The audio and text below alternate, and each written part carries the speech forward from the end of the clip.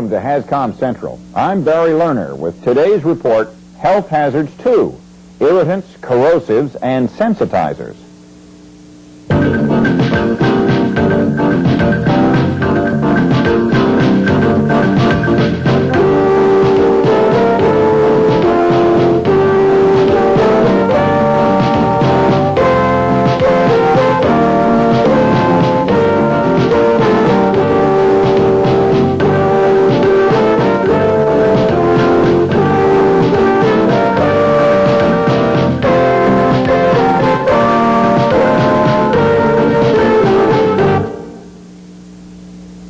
As we've pointed out in previous programs, classifying hazardous chemicals is a convenient way to study their effects and helps us to remember how to protect ourselves from those effects.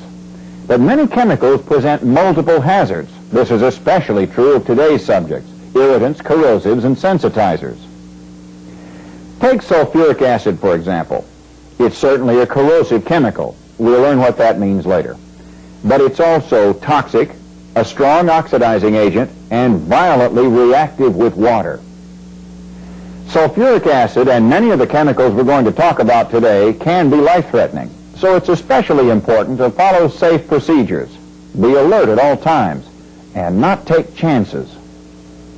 To help recognize these chemicals in your workplace, let's go to the HazCom Report's authority on definitions, Professor Sharp.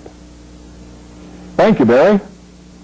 I'm here today to clear up some of the terms you'll see on labels and material safety data sheets. Our textbook is going to be this HazCom glossary. Now, first of all, let's see what OSHA defines as an irritant. An irritant is a substance which by contact over a sufficient period of time will cause inflammation of the eyes, skin, or throat and lungs. The irritation may occur after only one exposure, or it may take place after multiple contacts with the chemical.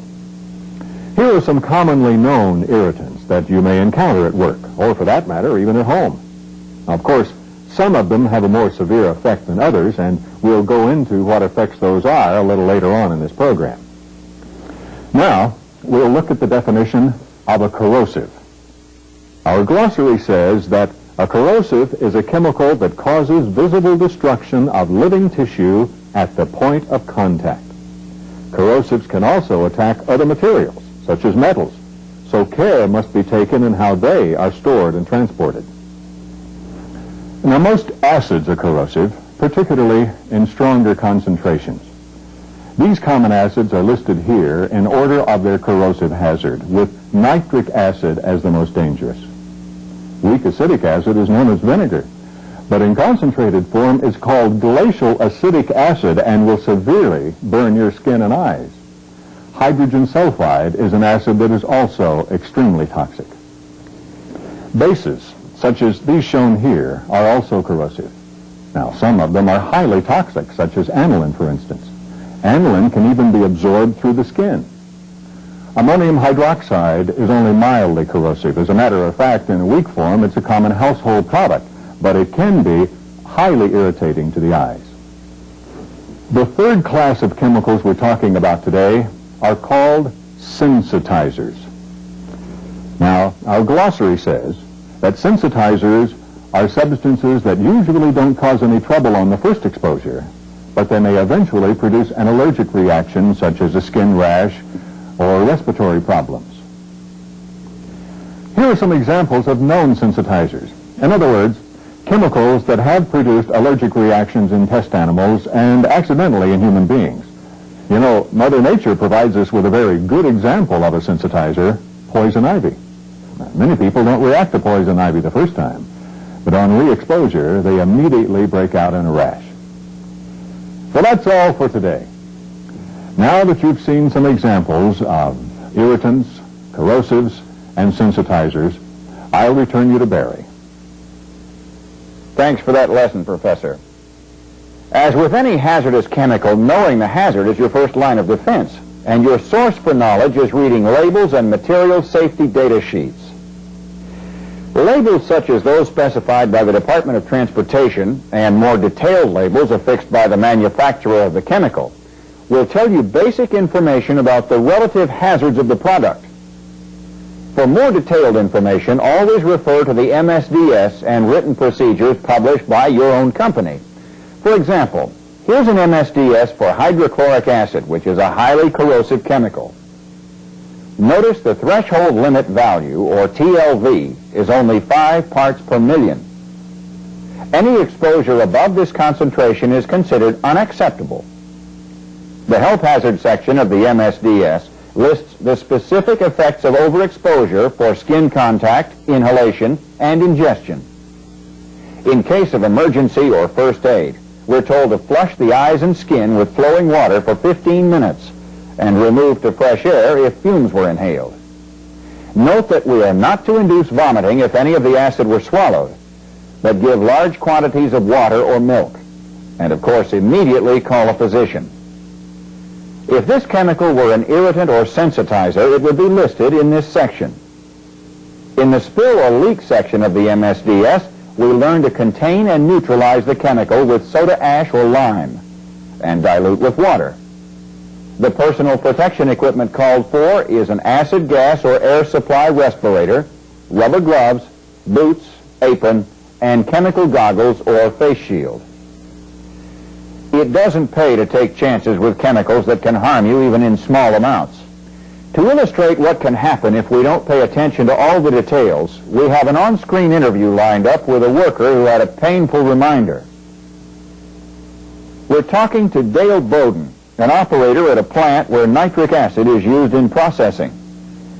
Welcome to the HazCom report, Dale. What's the story behind that bandage? An embarrassing one, I'm afraid, Barry. You see, one of my jobs is to periodically test the stored nitric acid we use to make sure it meets specs. And, well, I was wearing my acid suit and my face shield. Always do when I tap into that tank. The only thing was, I forgot to bring along the Viton gloves. They're resistant to nitric acid. But there on the table was a pair of work gloves somebody had left behind. So I figured, what the heck, they'll do. I never spilled a drop doing this before. So I just went ahead to get the sample. And then, well, I guess I got to thinking about my vacation next week. The next thing I knew, that acid was pouring on my glove. I mean, I couldn't believe it. And before I could react, it burned right through those gloves and into me. Yeah, it did smart a bit, but we've had training in first aid for burns. So I knew to get those contaminated gloves off and get to the shower. I washed my arm and hand for about 15 minutes. It really gave me a scare. After that, I advised my foreman and went to the infirmary for further treatment. And my boss reported the spill to Sam here so they could clean it up. We've been joined by the plant safety engineer, Sam Price. Sam, how could this accident have been avoided? Well, Barry, the first thing we try to impress upon all our employees who have to deal with hazardous chemicals is to stay alert and don't take things for granted, like gloves, for instance. The protective equipment we recommend depends on the properties and concentration of the chemical and on the potential harm that could be caused by exposure. For working with strong acids, as an example, we may call for an acid suit or a rubber apron for weaker and less dangerous solutions. A face shield protects the eyes from splashes. To prevent vapors from irritating the eyes, we use these chemical goggles, which should fit tightly enough to seal properly. A respirator may be required if airborne substances could exceed the TLV for the chemical. Protective gloves made from the correct material to resist the specific chemical involved, and boots made from the same material to protect the feet from contact with the chemical. And since all jobs are different, we've come up with this chart that outlines what equipment is required when. It's obvious that using the proper type of protective equipment is especially important in handling corrosives, irritants, and sensitizers. Thank you, Dale and Sam, for sharing your experience with our viewers. A serious injury was prevented in this case, but these types of chemicals don't always give you a second chance. To find out more about how they can hurt you, we have a taped report from Dr. Rosemary Brock, a specialist in occupational medicine. Today we're going to see how irritants, corrosives, and sensitizers affect the human body, and why it's so important to protect ourselves from them. First, let's take a look at irritants, which can cause inflammation of the eyes, skin, and respiratory passages. In the workplace, the most common way you're exposed to irritants is by breathing their vapors. Irritants which are highly water-soluble, such as the example shown here, are trapped in the upper respiratory system where they can cause burning or choking. Other chemical irritants such as these are less soluble and can get into the lungs where their effects can be more severe. A third group of irritants are essentially insoluble and can penetrate to the far reaches of the respiratory system. These are especially dangerous. In fact, phosgene was used as a chemical weapon in World War I. Corrosive chemicals destroy living tissue. The extent of the damage depends on the concentration of the chemical and the time of exposure or contact time. Highly concentrated corrosives can cause severe damage in a short period of time. But if the chemical is immediately washed off with water, the damage will usually be minimal. Acids like sulfuric or bases like sodium hydroxide, commonly known as caustic soda, can cause severe chemical burns to any part of the body they come in contact with. If inhaled, severe injury can result, such as perforation of tissue, internal hemorrhage, or obstruction of air passages. Secondary complications include shock or the risk of infection. Chemicals that we call sensitizers are unusual in that the first time you're exposed to them, they normally don't cause any problem. However, upon prolonged or repeated exposure, they can cause an allergic reaction in the skin, eyes, or internal organs. The responses to sensitizers can include skin lesions or rashes, dermatitis, itching, and conjunctivitis of the eye. However, sensitizers have been known to cause fatal shock in humans. Avoiding the adverse effects of these kinds of chemicals is generally a matter of eliminating or limiting the possibility of exposure by understanding the hazard, following proper handling and storage procedures, and using the recommended protective equipment. I'll add one more thought to what Dr. Brock said. Don't take chances with these chemicals, and don't assume someone else is looking out for your personal safety. Now we have an on-screen interview with a maintenance worker to illustrate that point. Welcome to the HAZCOM report, gentlemen. I understand you work in a fertilizer plant that uses ammonia and that you've just had an accident with it. Tell us what happened. Well, it wasn't all my fault, I can tell you. You see, my job is to overhaul valves in our ammonia lines. And I'm careful, too. Well, usually.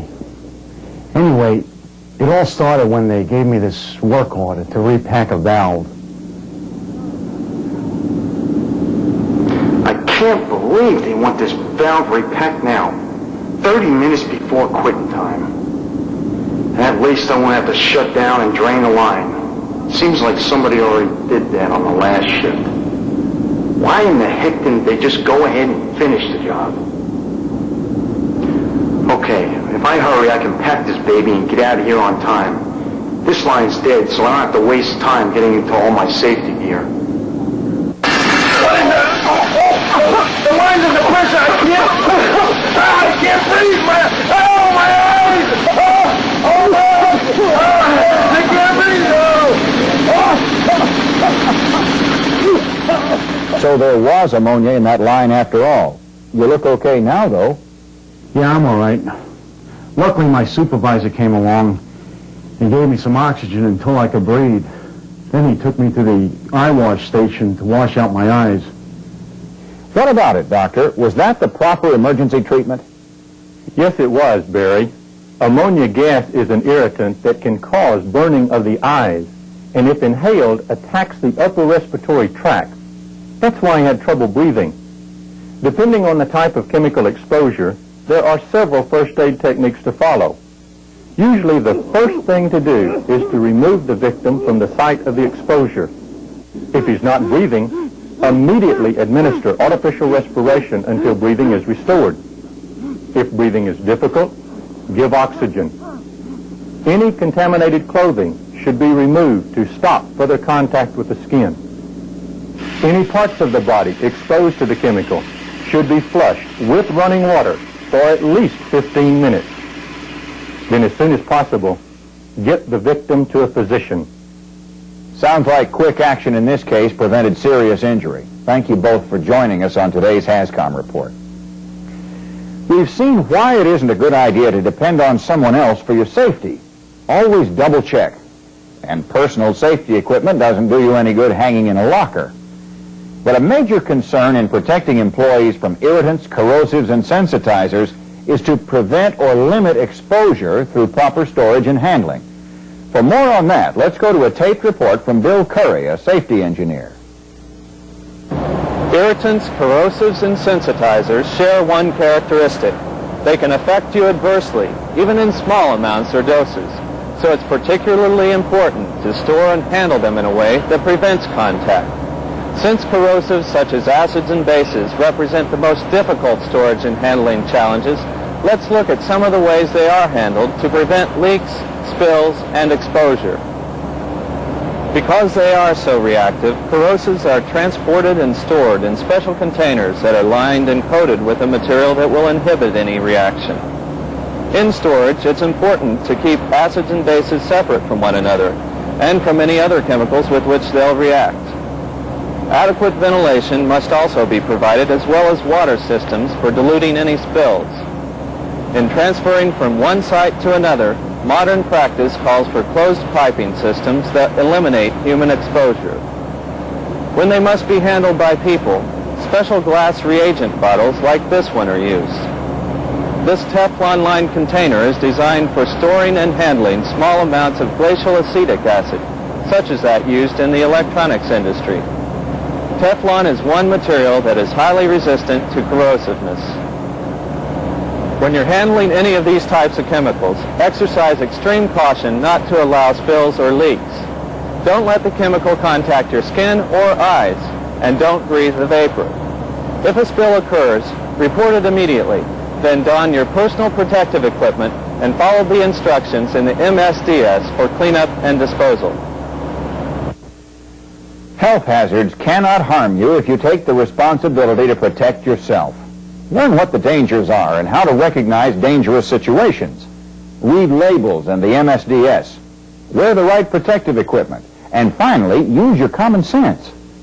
And with those thoughts in mind, it's time to wrap up this edition of the HAZCOM report. In today's report, we looked at the characteristics of irritants, corrosives, and sensitizers. We illustrated the importance of using the proper protective equipment and what types of equipment are available. We reviewed a typical MSDS and learned where to find the information you need to keep safe. We saw what kind of effects irritants, corrosives, and sensitizers can have on your body. And we looked at some of the methods used to safely store and handle these hazardous chemicals. In future editions of the HAZCOM report, we'll explore other chemical hazards and how you can protect yourself from them. But for now, I'm Barry Lerner, and this has been the 9th in our series of HAZCOM reports. Thank you for watching.